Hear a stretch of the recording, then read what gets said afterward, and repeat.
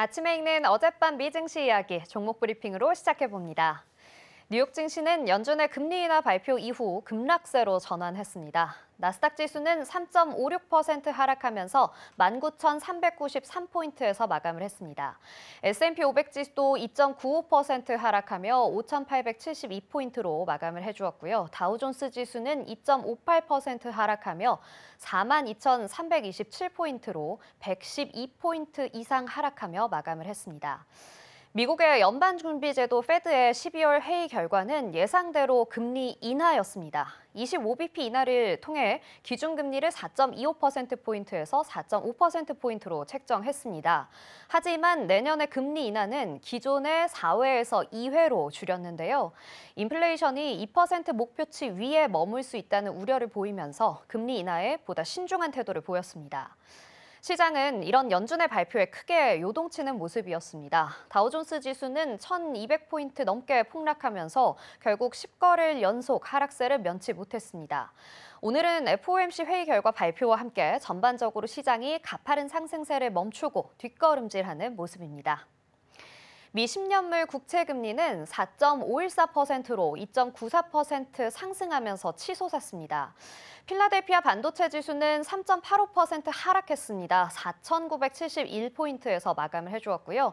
WTI는 0.8% 하락하면서 배럴당 69.52달러에 거래를 마쳤습니다. M7 종목들도 살펴보겠습니다. 장 초반에는 상승하는 종목들도 있었는데요. 연준의 금리 인하 결정 발표와 함께 일제히 하락세로 돌아섰습니다. 애플은 2.14% 하락하면서 248달러 선에 거래 마쳤습니다. JP모건은 AI 인텔리전스 기능을 출시한 애플에 대해서 AI 기능의 추진력이 강하지 않더라도 아이폰의 출하량이 크게 감소할 가능성은 낮다면서 앞으로의 전망은 긍정적으로 제시했습니다. 마이크로소프트는 3.77% 하락하는 모습 보였고요. 엔비디아는 1.14% 하락하면서 128.91달러에 거래를 마쳤습니다. 시티은행의 애널리스트들은 엔비디아의 목표가를 175달러로 제시했는데요. 간밤에 주가가 3%가량 반등하다가 연준의 금리 인하 발표 이후 하락세로 전환을 해주었습니다. 알파벳은 3.59% 하락하면서 188.40달러의 종가 형성했습니다. 이어서 아마존 보겠습니다. 아마존은 4.6% 하락하며 220.52달러에 거래 마쳤죠. 투자은행의 번스타인의 한 분석가는 아마존의 목표 가격을 265달러로 높여잡기도 했습니다. 메타 플랫폼스는 3.59% 하락하며 마감했습니다. 틱톡의 법적 분쟁이 이어지면서 메타에도 그 영향이 미치고 있습니다. 테슬라는 오늘 폭락하는 모습 보였는데요. 8.28% 하락하면서 440달러 선에서 거래를 마쳤습니다.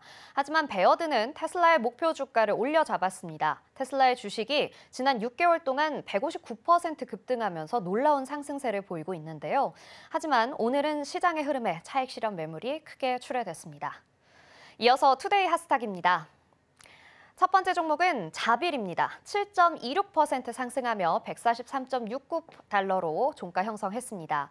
전 세계의 제조 서비스 및 솔루션을 제공하는 회사인데요. 2025년 회계연도 1분기 실적이 월가의 예상을 상회하고 연간 전망을 상향 조정하면서 주가가 급등했습니다. 장 초반에는 11%까지 급등하는 흐름 보였는데요. 장중에는 다소 이 상승폭을 줄여가면서 오늘 143달러 선에서 거래를 마쳤습니다.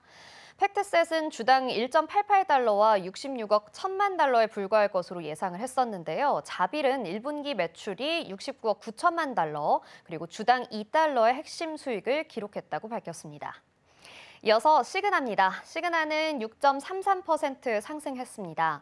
오늘 뉴욕 증시에서는 그동안 낙폭을 좀 키워왔었던 헬스케어 관련주들의 약진이 돋보였는데요. CEO의 총격 피살 사건으로 주가가 하락했었던 유나이티드 헬스케어 그룹의 주가와 CVS 헬스 그리고 시그나의 주가가 상승하는 흐름 보였습니다. 이 투자자들이 새로운 의료 규정의 영향을 재평가하게 되고 저가 매수세가 들어오게 되면서 주가의 상승세가 나타난 것으로 보입니다.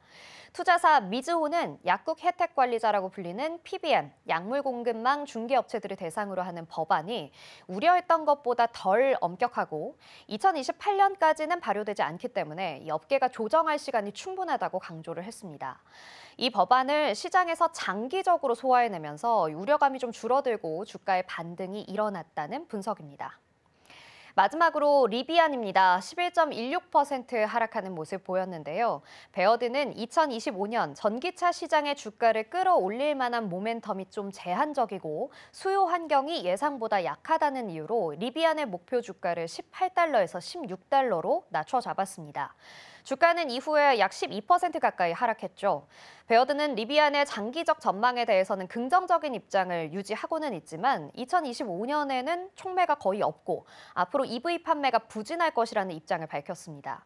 또 3분기 실적이 부진하고 생산 전망이 낮아져 고정 비용을 상쇄하는 능력이 저하됐다고 지적을 했는데요. 앞으로 전기차 시장의 캐즘 우려가 다시금 불거지진 않을지 증권가에서는 우려의 시각이 흘러나오고 있습니다. 지금까지 아침에 읽는 미증시 종목별 이슈였고요. 저는 잠시 후 글로벌 이슈로 다시 찾아오겠습니다.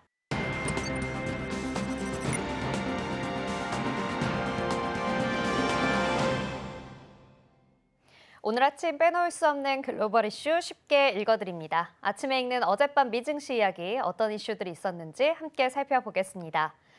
첫 번째 소식입니다. 연방준비제도 이사회 페드는 기준금리를 0.25%포인트 인하했습니다. 이로써 3회 연속 금리 인하를 하게 됐고 향후 몇 년 동안 추가 인하가 있을 것이라는 것도 시사했습니다. 시장에서 예상했던 대로 연준은 금리를 4.25%포인트에서 4.5%포인트로 인하하면서 금리가 상승하던 2022년 12월 수준으로 돌아갔습니다. 시장의 관심은 연준이 금리를 인하할 것인가 말 것인가 보다도 연준이 목표치로 잡고 있던 인플레이션 목표치 2%보다 꾸준히 수치가 높았고 경제 성장이 견고하다고 평가되는 상황에서 연준이 향후 어떤 태도를 보일 것인가에 있었습니다. 대체로 매파적인 기조가 강할 것이라는 예상대로 페드는 점도표를 조정했는데요. 내년 금리 인하를 4회에서 2회로 줄이겠다는 겁니다. 또한 올해 GDP 성장률 전망은 기존 2%에서 2.5%로 상향 조정했습니다. 연준의 이런 결정은 금리를 너무 높게 유지해서 불필요한 경제 침체 위험을 감수하는 것을 경계하기 위한 것으로 보입니다. 연준의 제롬 파월 의장은 금리 인하가 현재 상황에서는 그렇게 제한적일 필요가 없으므로 정책을 재조정하기 위한 노력을 하는 것이라고 밝혔습니다. 또 이어지는 기자회견에서 연준의 통화 정책이 상당히 덜 제약적이라며 경제 전망은 불확실하며 위원회는 이중 책무, 양쪽에 대한 위험에 주의를 기울이고 있다고 밝혔습니다. 다음 소식입니다. 혼다와 닛산의 합병 발표 이후 닛산의 주가는 역대 최고치를 기록했습니다. 40년 만에 최고 기록인데요. 어제 두 회사의 합병 양해 각서가 곧 체결될 것이라는 소식 전해드렸죠. 이번 합병을 통해 대형 경쟁사와 경쟁할 수 있고 성장하는 전기 자동차 시장에 더 많이 투자할 수 있는 더 큰 기업을 만들 계획이라는 보도와 함께 닛산의 주가는 상승했지만 혼다의 주가는 하락했습니다. 닛산이 24%의 지분을 갖고 있는 미쓰비시 모터스까지 인수할 예정이라는 소식과 함께 미쓰비시 모터스의 주가도 19% 이상 상승하면서 마감을 했습니다. 시장에서는 이번 합병을 통해서 마주할 몇 가지 문제들에 대해 분석을 했는데요. 일자리 감축 가능성이 존재하기 때문에 일본에서 정치적 감시를 받을 가능성에 대해 우려를 보였습니다. 또 닛산의 재정적 어려움 극복을 위해서 이번 합병이 결정됐다는 분석과 함께 전기차 시장 내 다른 주요 경쟁사인 테슬라나 중국 업체들과 견주어 보았을 때 경쟁력을 얼마나 높게 가져갈지에 대한 의문이 제기되고 있습니다. 그러면서도 자동차 산업의 본격적인 변화를 예상해 볼 수 있다라는 분석도 내놓았습니다. 다음 소식입니다. 미국의 제약회사 머크사가 중국 제약사 한소파마로부터 실험용 체중 감량제에 대한 권리를 최대 20억 달러 규모의 거래로 확보했다고 밝혔습니다. 이 경구 약물은 아직 인체 실험에 들어가지는 않았는데요. 머크는 어떤 질병에 대해 먼저 약물 테스트를 할 계획인지 구체적으로 밝히지는 않았습니다. 그렇지만 이 약물은 최근 제약회사들의 급성장을 가져온 비만 약물 시장에서 한 조각을 차지할 가능성이 높아졌습니다. 일부 분석가들은 이 시장의 가치가 2030년대 초까지 연간 1,000억 달러가 넘을 것으로 예상하고 있는데요. 화이자를 포함한 다른 여러 제약사, 그리고 로슈, 노보노디스크와 일라이릴리의 블록버스터 주사제와 경쟁할 수 있는 더욱 편리한 형태의 비만 치료제를 개발하기 위해 경쟁하고 있는 겁니다. 이번 거래 조건에 따라 머크는 GLP-1이라는 장 호르몬을 표적으로 삼는 실험적 경구 약물인 한소파마의 HS1053호를 개발, 제조, 상용화할 수 있는 독점적 글로벌 라이선스를 획득하게 됩니다. 노보노디스크의 위고비아 같은 원리인 GLP-1 호르몬을 이용한 약물로 경구약 형태로는 얼마나 큰 효과가 있을지 주목되고 있습니다. 다음 소식입니다. 미국 대법원은 수요일에 틱톡과 중국 모 회사인 바이트댄스가 1월 19일까지 틱톡의 매각을 강제하는 법률을 차단해달라고 신청한 사건을 심리하기로 결정했습니다. 대법원은 이 법안에 대한 중단 가처분 신청에 대해 즉각적인 조치를 취하지 않고 대신 구두 변론을 듣기로 결정했는데요. 그 일자를 1월 10일에 예정했습니다. 약 1억 7천만 명의 미국인이 사용하는 앱을 표적으로 삼은 이 법률이 발효되기 9일 전입니다. 의회는 틱톡의 중국 소유권이 국가 안보 위험을 초래할 수 있다는 우려로 인해 어플리케이션 금지 후 강제 매각 법안을 통과시켰는데요. 틱톡의 모 회사인 바이트댄스는 해당 법률의 시행 중단 신청을 긴급하게 요청했습니다. 트럼프 대통령 당선인은 이 문제에 대해 2020년에는 금지 입장을 밝혔지만 최근에는 틱톡에 대해 따뜻한 마음이 있다며 문제를 재고할 것을 시사했는데요. 과연 구두 변론을 통해 틱톡 사건의 법적 분쟁이 어떻게 해결될 것인지 귀추가 주목됩니다. 다음 소식입니다. 니폰 스틸의 US 스틸에 대한 149억 달러 인수 제안은 미국의 외국인 투자위원회 CFIUS의 승인을 받지 못했습니다. 이번 결정은 니폰 스틸이 회의, 미국 관리와의 전화 통화, 세계의 개정 제안을 통해 국가 안보 우려를 완화하기 위해서 지속적으로 노력을 했음에도 불구하고 승인되지 못한 건데요. 이 합병에 대해서 조 바이든 대통령은 지속적으로 반대해 왔습니다. CFIUS는 조 바이든 대통령에게 서한을 보내 위원회의 결정이 효과적인 조치인지, 미국 국가 안보에 대한 위험을 해결할 수 있는지에 대한 합의에 도달하지 못했다고 결론 지었습니다. 또 대통령이 만약 이 합병이 미국의 안보를 손상시킬 위험이 있다고 판단된다면 거래를 중단하거나 금지할 권한이 있다고도 명시했습니다. 니폰 스틸은 이 거래가 성사되더라도 국제 공장에서 생산된 철강을 미국으로 수입하지 않을 것이라고 부인했지만 미국 내 철강 노조들은 우려를 표명하고 있습니다. 마지막 소식입니다. 가상화폐 대장주 비트코인이 지난 사흘간 연속으로 사상 최고가를 경신한 후 현지 시간 18일 비교적 큰 폭의 내림세를 보이고 있습니다.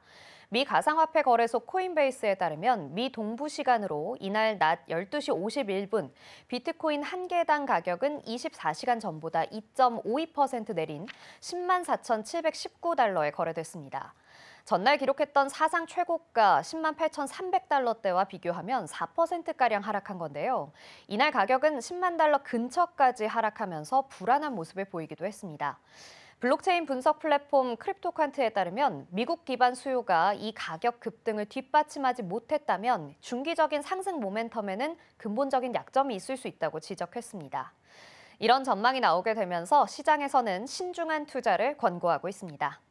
지금까지 아침에 읽는 어젯밤 미증시였습니다. 지금 바로 구독을 눌러보세요. 실시간 경제 뉴스, 투자 전문가들의 다양한 시황과 정확한 분석, 또 알찬 투자 정보까지 신뢰할 수 있는 저희 서울경제TV와 함께하세요.